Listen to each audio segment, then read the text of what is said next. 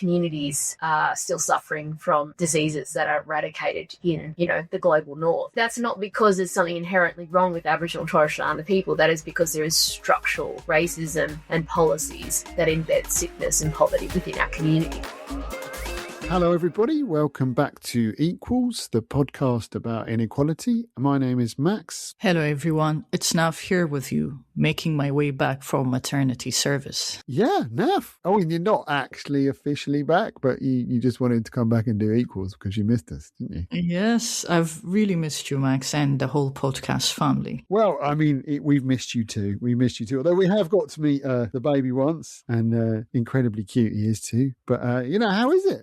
What's it like? Are you aware of what's going on in the world, or are you just lost in babyland? No, it's been magical, Max. Everyone says having a baby is an amazing experience. And for me, it's been magical. Spending every hour of the day with a tiny human, I think, really changes your sense of time. But I also have to say, I thought, the biggest drama of my year would be having a baby. But little did I know that the world would go, from bad to worse, from Gaza to Venezuela to Iran to Lebanon. Yeah, I mean, every day it's just... It's really hard to read the news, and particularly this morning, the sickening attacks, racist attacks on migrants, being egged on by the most powerful people in the world. Just horrible. The rise of racism, the rise of the far right, the rise of fascism, it just seems unstoppable at times. And we did do, but there is, there is hope. There are ways to fight back, and we have been looking at this issue of racism in particular. I mean, we did an episode recently with brilliant guests from the UK and from South Africa about fighting back against xenophobia, about the othering of migrants, and the links between that and economic inequality. And today we're also going to talk about racism, aren't we? But particularly looking at it from the perspective of Indigenous people's rights, and particularly First Nation people in Australia. So that's what we're going to talk about today. And Max, as you said, despite this upheaval that we're experiencing, there are stories that don't make the headline that shows communities are still fighting for justice. So today we'll be highlighting a story. We'll be interviewing Larissa Baldwin-Roberts, one of the most influential voices in climate justice and First Nation rights. And she has spent more than a decade driving major wins for communities, from stopping destructive gas projects to reshaping national conversation on treaty and self-determination. Yeah, that's great. And it's an amazing interview. What a woman. What a campaigner. So let's listen to that, because I think we'll all feel a bit more positive after that, won't we? Yes, let's get into it. Larissa, it's great having you with us on Equals. You've spent years fighting for First Nations justice and also, confronting the climate crisis, which is hitting Indigenous communities especially hard. But before we get all, into that, could you tell us a bit about yourself and how your connection to country and your heritage has shaped you and who you are? Yeah, absolutely. So I am a Widjabul Wia-bal woman. So I grew up on country in northern New South Wales, in a place called Lismore.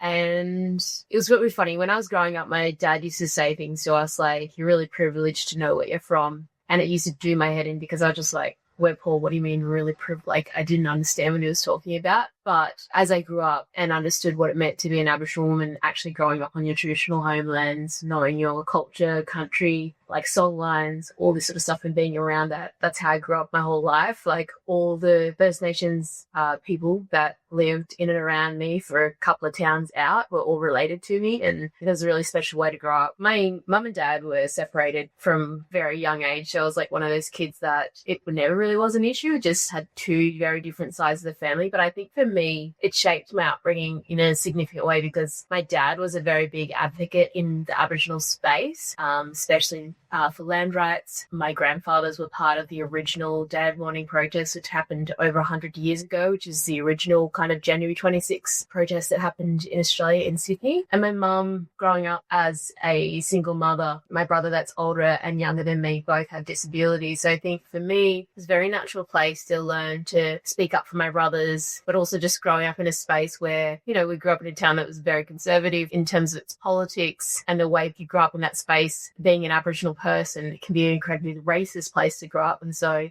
you kind of stick to your family, but at the same time, growing up in a space with my mum and my brothers, just from a very young age, understood how the world's seen us. And I think, yeah, it's one of those questions like, is this nature or nurture? But my parents in different ways are very, very strong advocates. So I didn't really think I had any other choice but to kind of be where I am today. Larissa, could you just tell us a little bit more about the January 26th for listeners outside of Australia? January 26th is the original day of invasion in Australia. It's when the first fleet arrived in Botany Bay. And so Australia is one of the only Commonwealth countries that celebrates its national day of celebration on the day of invasion. It's quite insulting to a lot of Indigenous peoples. But the thing is that it hasn't always existed on that day. It's only existed on that day, actually mid-1990s. And so what it became in the 1990s was this day of like Australian flags and kind of this, everyone having a barbecue, big Australia Day celebrations. As an Aboriginal person, we never celebrated January 26th. And so there's been this big divide over the last 10 to 15 years, really significantly, where a lot of Aboriginal activists have reclaimed that space back. And a lot of citizenship ceremonies that used to take place on that day, a lot of people believe that it's not a place for the whole country to come together because of the day that's celebrated on. It also, and you can go back kind of into the law and history of where it came from, but we had a very conservative government when we originally had Australia Day, or January 26th, moved to that day in January for Australia Day. And it was very soon after what was the Mabo decision, if people have heard about that. And that is a very important decision that came down in Australia where the High Court overturned the myth of terra nullius, the idea that Australia was founded in no man's land, was only overturned in the late 1980s. And so kind of this big argument around whose land it is and that sort of stuff has been a big journey that this country has been on in the last 30 years. So what we call January 26, or Aboriginal people call Invasion Day, Survival Day, or a day of mourning, as it was in 1938. And that's what my great-grandfathers were a part of, was a protest about equality. But now it's more of a protest around truth-telling, talking about where we are as a country, the fight for First Nations justice. And now more people turn out to Invasion Day rallies than to go to official Australia Day celebrations. In fact, it's really hard to go to one of our capital cities on January 26 and find an official Australia Day event. Wow, that's such an amazing story. Thank you for unpacking that. So listen, when given that long journey in Australia, but when you look at the world today, and I'm thinking, particularly in the UK, the recent significant rise in racism again, certainly much more racist country than when I was a bit younger. So when you look at the world today, what do you see the biggest challenges facing Indigenous communities with kind of growing inequality, political dislocation? Is that something you see in Australia? And do you see a link between inequality and what's happening? I absolutely do. And I think that for us, for Indigenous peoples in Australia, like there are so many things, where inequality and poverty, but racism is a really big, I think, one of the big drivers behind inequality for our people in Australia. And I would say that Australia isn't a country that really has come to grips with who it is as a nation. And there is this whole thing around, I guess, where we've seen kind of our politics go in the last couple of years, particularly you see over, there's kind of this global shift to the far right, which I'm sure that a lot of people are talking about. But, we've seen during the referendum, and I think there was this place just post-COVID where half the world went to an election and, centre-left, centre governments were replaced with more far-right governments. And so this became, and I think it's the dealing with internet and kind of the way social media drives stories, but also there's a big shift in politics. And I think at a grassroots level, whether you're white or black, people are really struggling with inequality. There's a lot of issues that came from COVID. And in that time frame, we've seen the referendum on a voice to parliament in Australia really a state of Australian campaigning that we'd only ever seen in the US or maybe in the UK.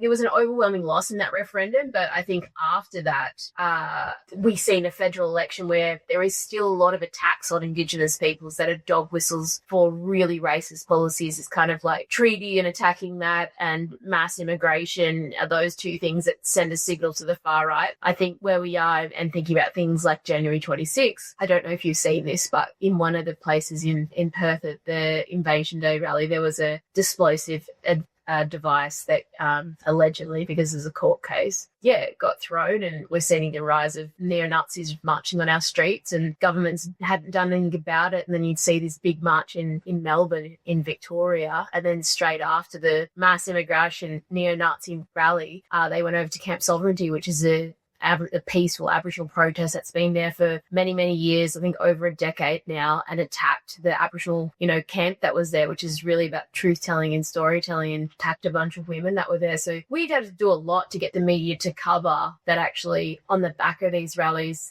where they're marching against immigration, but you're actually attacking First Nations people and just trying to break through the story. This is just about racism, and politicians need to say something here. Larissa, I really love the story you shared about January 26th and, how people are reclaiming it as a day for truth-telling and pushing for equality. It's also made me think, how much of your work is centered on shifting public narratives and perceptions. So why is changing the conversation such an important part of the fight for self-determination and justice for First Nations people? I am obsessed with campaigning, and I have been for a really long time. So we ran a campaign in the last decade around indefinite detention, around shifting the narratives around asylum seekers and refugees. We had gone through a Conservative government where we had seen the support for migration and refugees drop to I think it was something like a 50-year low. It is incredibly bad. And a lot of that, what we did was around reframing the campaign and, what role asylum seekers and refugees had within our country. And to me, that campaign had a really big impact, and we were able to pass legislation around evacuation for refugees to Australia, making sure that doctors were making decisions, not the Minister for Home Affairs,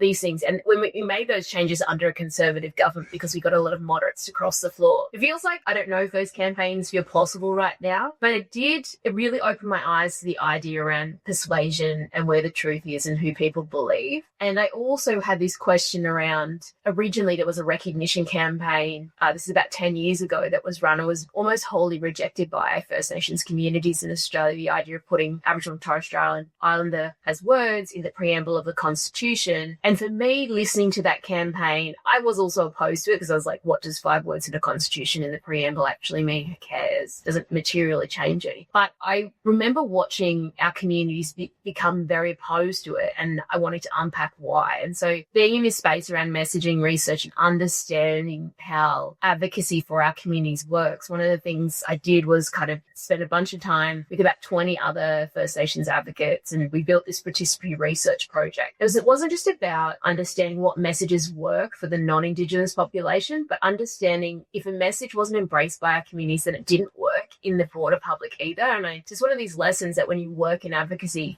the message has to work for the people whose lives you're trying to change. Otherwise, the advocacy doesn't make any sense. And especially within our communities, one of the things that I've seen through the research was just also, if our communities didn't see messages that were based in truth and understanding the historic context, and they didn't trust the solution. So those things were really important for our communities to hear, because otherwise they didn't think you were serious and the change was going to be meaningful, or it was going to be a waste of time. So it was a big journey that I went on, and passing the message stick is the piece of research. You can go and have a look at it. And basically what we did was to create messages from our communities, look at what was the most popular, go and take it out into the broader public. And we found some really important things, it's 0.6% of Australians have ever actually met an Aboriginal or Torres Strait Islander person, which means that the stories that we hear about, it's crazy, right? So it makes complete sense when you understand the geographical spread of where our communities live versus the general public of Australia, which is basically on the southeast corner right by the beach, and we live the length and breadth of the rest of the country. But when people don't know you, then they rely heavily on the stereotypes and the stories that exist about you. That's an incredible story, Larissa, honestly, and especially the stat that you mentioned, 0.6%. That's honestly crazy. Maybe it's like the kind of communications that we receive, whether it's through media or, watching films and so on. It's as if, the Aboriginal stories are at the center of Australia. But from what you're mentioning, it really feels like there's actually a huge disconnection. But the work that you're doing is incredibly amazing and really, really important. So you've recently returned from New York after attending the UN Forum on Indigenous Issues. How did you find that process? Yeah, so this is my second year going to the Permanent Forum. I think that to me, the Permanent Forum is a really important space to go for me to meet and talk to other Indigenous people. So the other thing to say is that mostly I'm involved in kind of the UN climate space, and I'm stepping up this year as the co-chair of International Indigenous Peoples Forum on Climate Change. So I'll be the co-chair for what is kind of this mixed Australian-Turkey COP, and next year the COP in Ethiopia as well. So I was doing a bunch of meetings in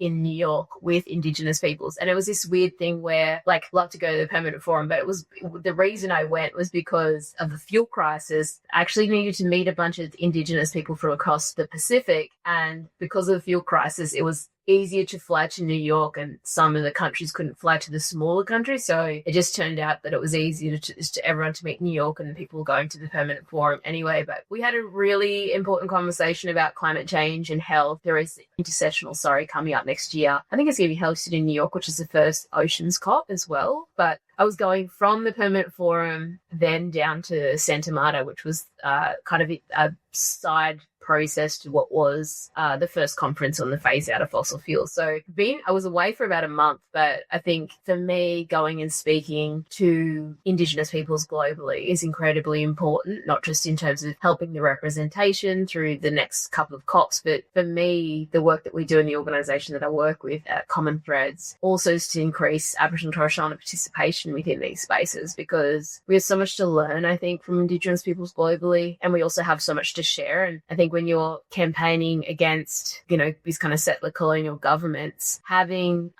experiences from other Indigenous peoples around how they're succeeding comparatively, what are the laws that they're trying to change and stuff like that, it can be a good space for collaboration, but also a really incredible space for learning as well. On the same topic, Larissa, COP31 is going to be organized by Turkey and also Australia alongside Pacific nations. From your perspective, what do you hope to see at COP31 when it comes to Indigenous rights, climate justice, and real accountability? I'm calling this COP like the Frankenstein COP because it's a bit confusing about how it's being run, but I think we're going to make the most of it. I am hopeful for the pre-COP and the intersessionals that are going to be held within the Pacific, because they are sovereign Indigenous nations, and I know in that space that the inclusion, we expect the inclusion to be quite high. Moving into Turkey after coming out of Brazil, what everyone called the Indigenous, we were really hoping to get COP in Australia this year, so we could kind of go Brazil,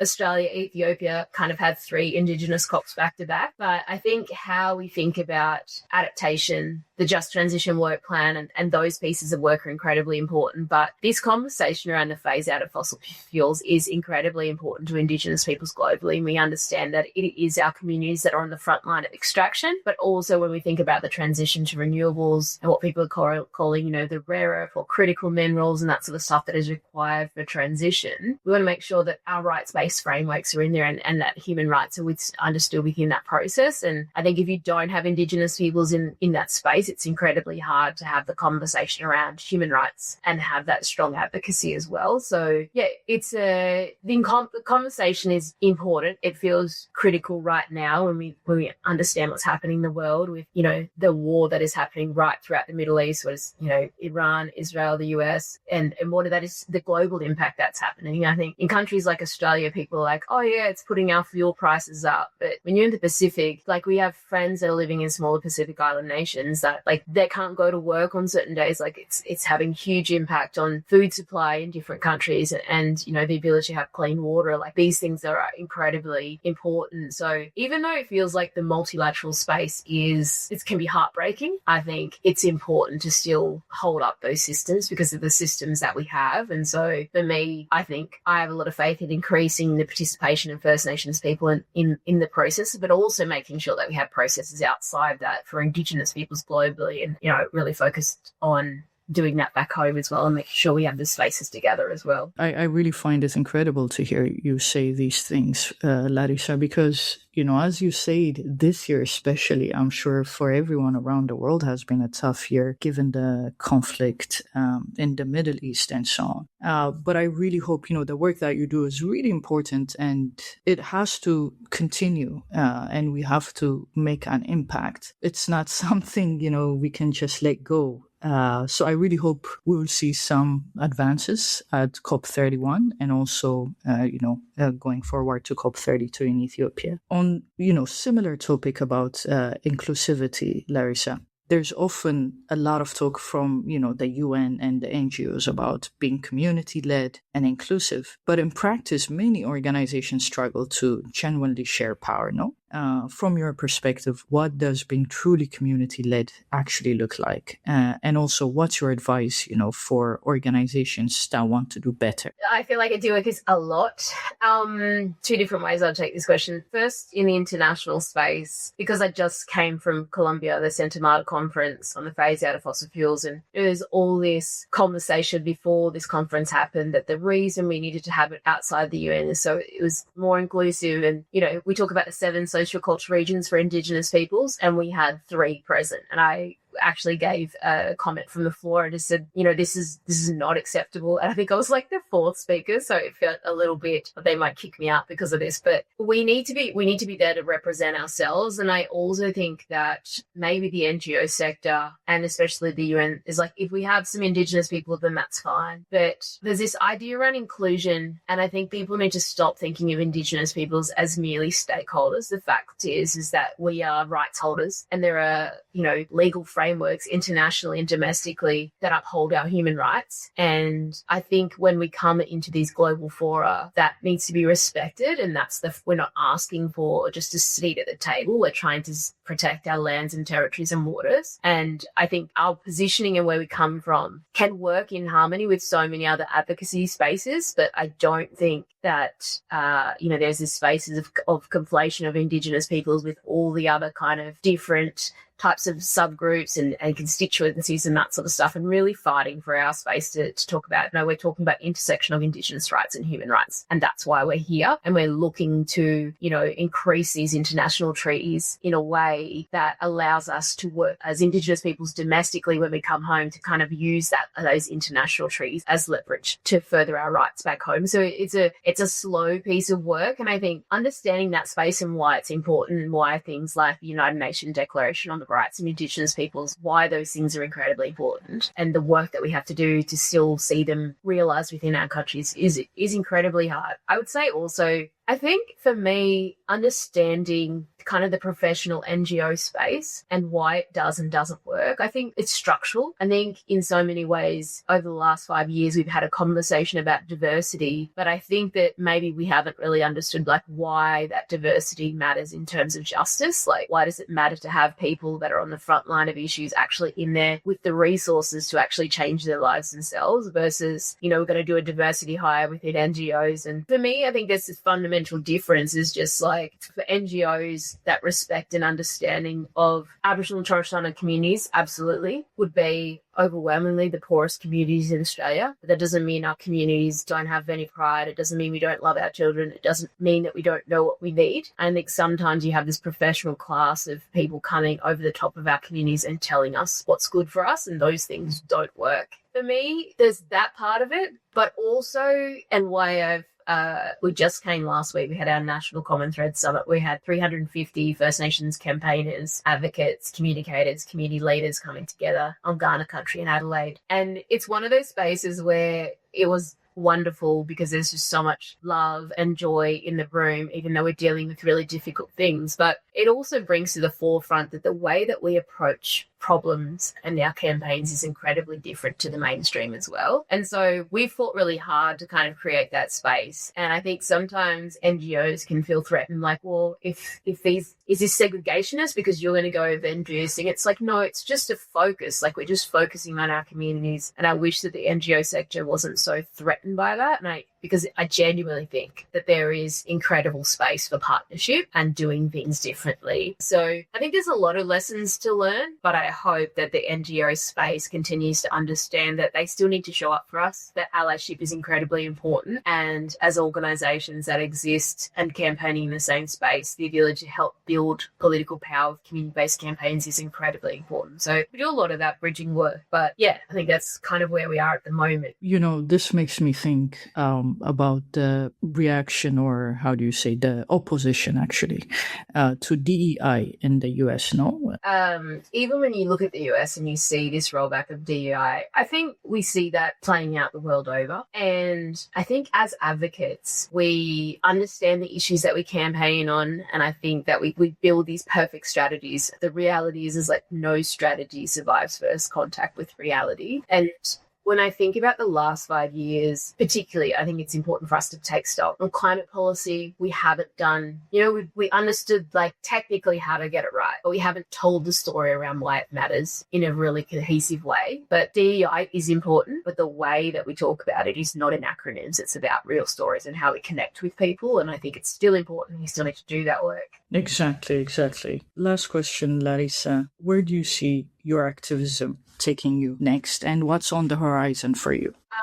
For me, I think having, I should say that in Victoria, in Australia, because I know this is a global audience, but we've seen the first treaty signed in Australia just last year, and the sky has not fallen in. And I just think everyone should take from that we can do big, important things. I want to focus on how do we tell big stories about the structural change that needs to happen in this world. I've seen some campaigns coming out of the Greens in the UK and Amdani in the US, and just kind of more regular people getting out there. And I think it's exciting the way you're seeing this kind of newer generation of campaigners stand up and tell people not only where they want to be in this world and kind of painting a vision for the future, but also making visible, which I think is incredibly important, the kind of the billionaires and the profits kind of driven industries, whether that's from AI or big mining somewhere in Australia, like one of the richest countries in the world, and our communities are still suffering from diseases that are eradicated in, the global north. So that's not because there's something inherently wrong with Aboriginal and Torres Strait Islander people. That is because there is structural racism and policies that embed sickness and poverty within our communities. And I think for me, the work that I want to do at home in Australia is just, first of all, focusing on working as an Indigenous organisation with our communities. And so it's, to me, thinking about how do we bring together like a coalition of all the minority communities, all the people who care about us, all the people who care about justice. And we know they don't just care about justice for us, care about climate change, they care about human rights, they care about stopping wars across this world. And we need to build out that coalition and make them feel confident. But I want to do it in a way that's led by our community. So those are the things that I'm excited to work on. And I believe, those are the ways that get us the big change and, persuasion happening across the country. So I don't know. I feel like we've got to do something. You've got to be bold. We need to confront this climate crisis. So we don't have a choice. Yeah, no, it's been incredible, Larissa, talking to you. And I agree with you, building a broader movement, but really, really connecting with people and bringing them along the journey, I think is crucial if we're to succeed. Yeah, wishing you all the best in your campaigns and your incredible journey in this fight. I'm also really looking forward to working with you on COP31 and beyond. Thank you. So, Naf, what did you think of that one? I really loved it, Max. I'm still processing, but one thing Larissa said that really stayed with me is that Australia still hasn't fully come to terms with who it is as a nation, and it made me think that how failing to confront, these historical wrongs is exactly why we're still dealing with racism, inequality, sexism, and now the rise of the far right. And it's not just in Australia. You see this in the US, you see this in the UK, across Europe. There's still this tendency to celebrate parts of empire building, slavery, invasion, while ignoring the harm, devastation, and injustices. So I think it's really key that the first step toward actually coming together as a nation and moving forward should be acknowledging what has happened, acknowledging the past injustices. I agree. And I thought her story of how they fought back and they, it's now known as Invasion Day. And, they've used that as a moment to make people aware of what happened to Indigenous people in Australia in particular, when the kind of colonial colony was formed. And I mean, the history is a deeply contested thing, and the history of empire is even more contested than anything else. And, you know, I just saw today on social media, actually, it's 6 years to the day since those students in Bristol in the UK pushed that statue of a slavery into the dock there. And I remember at the time I was living in Kenya and thinking, wow, this is so amazing. You know, a whole generation of young people. And that was a reaction to Black Lives Matter, but it was because it was in Britain, it was immediately about empire and colonialism too. And it kind of, there has been a huge backlash. And she does talk about that in the interview. And it is, you know, a massive thing for kind of reactionaries and flag wavers, you know, that you shouldn't be kind of too down on your history. But I do think for most young people, the awareness of colonialism and empire is still so much better than it was for my generation. I mean, and that's got to be a good thing, because you're right now. Unless you know history, you're doomed to repeat mistakes. So it's great that she's been winning those victories, and we have to keep fighting for people to understand where today's injustices come from. Yeah, agreed, Max. And, you know, I also believe you can be proud of certain aspects of your culture, but it's also important to recognize, again, you know, these historical injustices and omissions. Yeah, it's not dissimilar to the climate debate, isn't it? You know, it's very important for people in rich countries today to recognize the historical role played by their countries in the climate disaster. That doesn't mean it's their individual fault, but it is really important to understand that there are differential degrees of fault here, aren't there? And, you know, it isn't about the immediate guilt of people in these countries today, but it's also not acceptable to not know the history of where you are and where things come from. So, yeah, anyway, that was a good interview. Keep listening, people. I think we've got 2 more episodes in this season, and then we're going to take a break over the European summer. So watch out for those, and they're coming up soon. And yeah, stay tuned to Equals. And if you haven't, subscribe, and that's www.equals.ink. Recently, there's actually a play in London based partly on Equals, partly on Jason Hickel. So if you're in London, try and go and see that. You get a discount if you're an Equals listener, and you can find the information about that on the Equals site too. Anyway, speak to you all soon. Thanks very much, everyone. Thanks so much for listening. Bye for now.